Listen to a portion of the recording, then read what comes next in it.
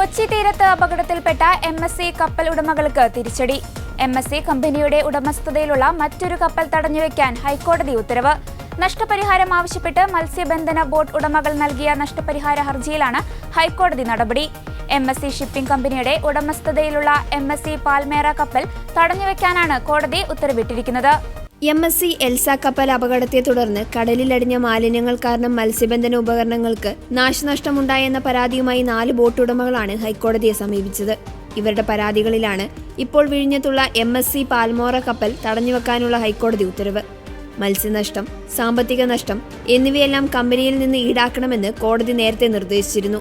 May 24-നാണ് Kochi തീരത്തു നിന്ന് 30 nautical mile അകലെയായി അറബിക്കടലിൽ MSC എൽസ 3 കപ്പൽ അപകടത്തിൽപ്പെട്ടത്.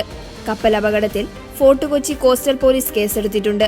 MSC എൽസ 3 കണ്ടെയ്നർ കപ്പൽ ഉടമയാണ് കേസിലെ 1-ാം പ്രതി. ഷിപ്പ് മാസ്റ്റർ 2-ാം പ്രതിയും ഷിപ്പിംഗ് ക്രൂ 3-ാം പ്രതിയുമായാണ് കേസ്. മനുഷ്യജീവന് അപകടമുണ്ടാക്കും വിധം ചരക്ക് കപ്പൽ കൈകാര്യം ചെയ്തു എന്ന നിലയിലാണ് കേസെടുത്തിട്ടുള്ളത്. കേരള തീരത്ത് മുങ്ങിയ MSC എൽസ 3 കപ്പലിനെതിരെ കോസ്റ്റൽ പോലീസ് ദുർബല വകുപ്പുകൾ ചുമത്തിയതിൽ ദുരൂഹതയുണ്ടെന്നാണ് വിലയിരുത്തൽ. ദൂരവ്യാപക പരിസ്ഥിതി ആഘാതമേൽപ്പിക്കുന്ന അപകടത്തിന് 17 ദിവസത്തിനു ശേഷമാണ് വിമർശനങ്ങൾ തടയാൻ കണ്ണിൽ പൊടിയിടുന്ന നടപടികൾ ഉണ്ടാകുന്നത്. ദേശീയ ഹരിത ട്രൈബ്യൂണൽ നിർദ്ദേശിച്ച വകുപ്പുകളുടെ സാധ്യത പോലും പരിശോധിക്കാതെ അശ്രദ്ധമായി കപ്പൽ കൈകാര്യം ചെയ്തതിന് മാത്രമാണ് കേസെടുത്തത്.